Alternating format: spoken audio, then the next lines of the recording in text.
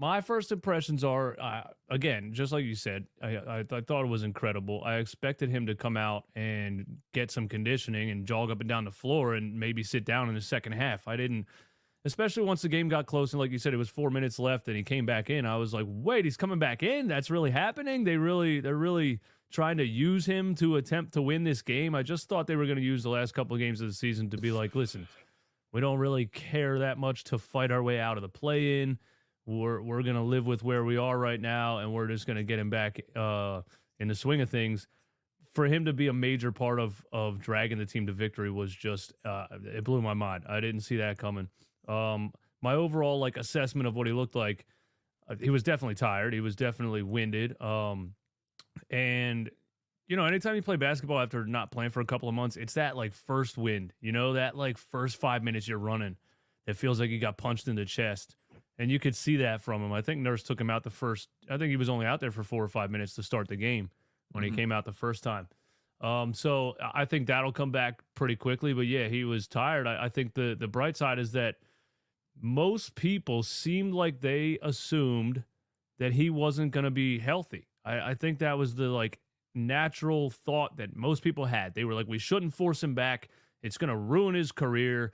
And I kept saying, I've been saying for a straight month, I'm like, do you think these medical professionals are going to let him go back out there if it's not healed? That doesn't make any sense from a medical standpoint, and it doesn't make any sense from a business standpoint because at the end of the day, you want him to play 4 or 5 more years so you can keep filling up this arena. You don't want to ruin his career over the end of one season. And they thought he was going to come out there and be limping around and not be healthy. And so I think it's great that we at least saw. It looks like the knee is 100% healed. He just needs to get his conditioning under him. So that was just an amazing sign to me because most people thought he was going to be out there on one leg struggling, and it didn't look like that. Yeah, absolutely. And I'm with you, DJ. I saw a ton of that as well, of people really speculating that. And from like a logistics standpoint, it didn't make sense either. That we kind of were expecting this to be a 6 to 8 week injury. That yesterday marked exactly 8 weeks post surgery. That is the normal timeline for this type of thing. And I know there's always the weirdness surrounding the Sixers going down to last night to him being even made available, that it's just not as normal as a traditional team. That's just the Sixers that we deal with.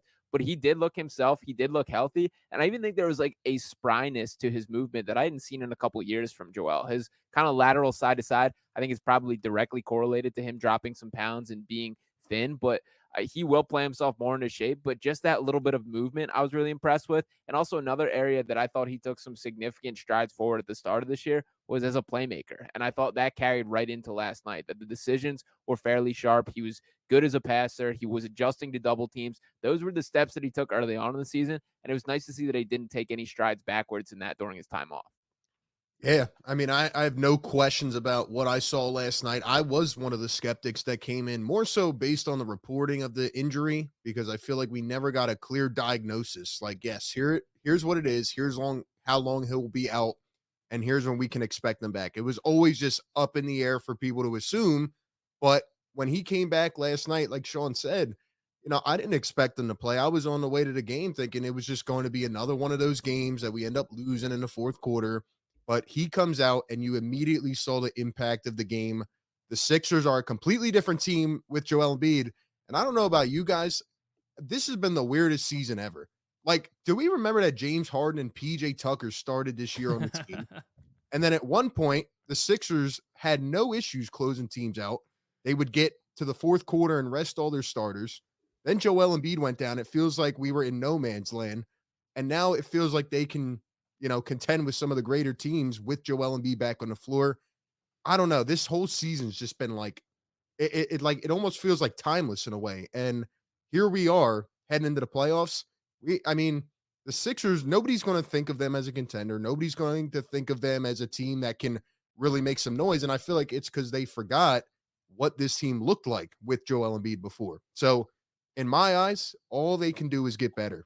All Joel's going to do is get better, in better shape, and get more comfortable. Let's, remember, he hasn't played with Buddy Hield. He hasn't played with Campaign, Kyle Lowry. So now you have a sample size to see what you can throw out there. And yeah, I thought Nurse kind of played him a little bit too much last night, but it seemed like he was ready to handle it. And you got the W. That's all that I, matters. I think I heard that he was waving off Paul Reed a lot of times. So I think Yeah. Nurse was trying to sub him out, and he was like, "No, I'm There was good." there was one point where Matt Cord actually announced Paul Reed coming in, and Reed ran in, and Joel said, "No, go back to the bench." And then Matt Cord said, "Oh, not yet, sorry."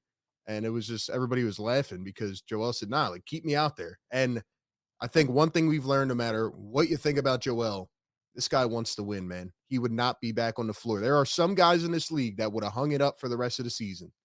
Not Joel Embiid. He wants to win. Yeah. Yeah, I think I was going back to his rookie season, also against the Oklahoma City Thunder, his debut. But there was a game his rookie season that went into overtime, and he was on a minutes restriction, and he wasn't allowed to come back in the game, and he kicked the benches, and that was like an iconic thing. And I was just picturing that. I'm like, what if he's on a minutes restriction, and this is a close game, and he's not allowed to come back in? What's he going to do? But I guess at this point in his career, he's allowed to say, "No, I'm staying out, guys. Go back to the bench. I'm good."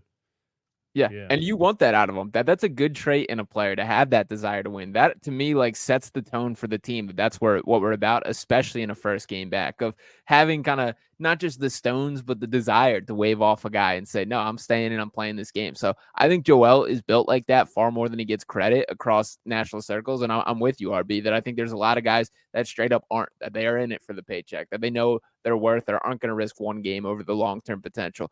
I like that Joel has that fight on a night in and night out standpoint, and it's cool that he showed that last night. So I was impressed with that, and I do think that sets the tone for the entire organization. I'm much more glad that he came back last night. Now that I think about it, when we look forward, I mean, tomorrow is probably the biggest game of the season. You're Yeah. going up against Miami. If you lose that game, you're probably going to be locked into the 8 seed. Not for sure, but this is a huge opportunity to kind of pull within.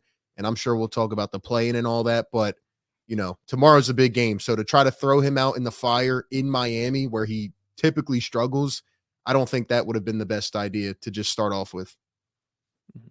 Was that? Yeah. Oh, at first I thought you were saying he's ruled out already tomorrow. I think that's not what you were saying, right? He's No, I was questionable. saying I'm glad he played yesterday instead of his first game Yeah, being yeah. against the Heat, because that would just be a tough way to like throw him into the mix, Mm-hmm. Yeah, absolutely. Yeah, I think Oklahoma City was a good one to start with. I was saying that I'm like, they last time we played them, they didn't do anything special. They let Chet guard him 1-on-1 the whole first half, really. And I mean, let's be serious. That's basically.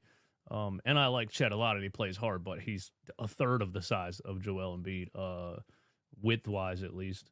So yeah, it was good. And I was saying, like, I couldn't imagine. We'll get into the they might get fined thing that came out because of how they handled the injury report or lack thereof, or however they did it. They did it just how the Sixers do everything, the weirdest way possible. But yeah, I was saying, like, if the knee's healthy and he's been through scrimmages and all he needs is his conditioning, then why wouldn't he play against Oklahoma City? I couldn't figure out actually why he was ruled out, because I was like, Yeah. what are they going to list as a reason? If all you need is conditioning, he should be out there as soon as possible. So I was like, it just makes perfect sense for him to come back against OKC. And I still don't actually know what the reason was for them to start with him listed as out instead of just listing him as questionable from the beginning. It doesn't really make any sense. And do you think it's like a strategy that the team uses and they keep getting fined by the NBA, or are they actually that bad at their job that like whoever was supposed to change it to questionable like forgot or something? You get all the way to Yeah. the game and they're like, "Oh, he's playing. Wait, you were supposed to let us know if he's playing." I don't get it, man.